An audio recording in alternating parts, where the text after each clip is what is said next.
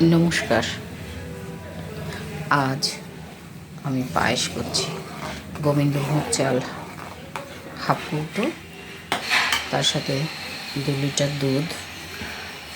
আগে দুধটা দিয়ে আর এলাচ দিয়ে জাল দিয়ে নিয়েছি। দুধটা উতলার পর এই যে এখন কিশমিশ দিচ্ছি, দিয়ে নামিয়ে নেব।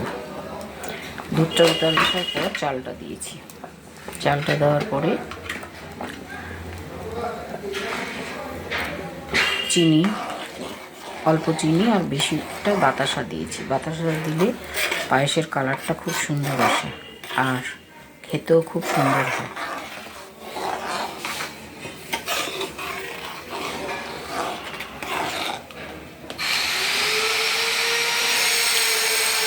এটা রুটি তারপরে অনেকে মুড়ি দিয়ে খাওয়া খায়, এমনিও খাওয়া যায়।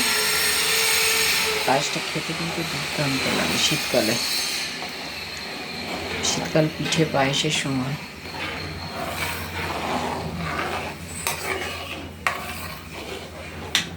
তো হয়ে গেছে। কিশমিশটা দিলাম, দিয়ে নামিয়ে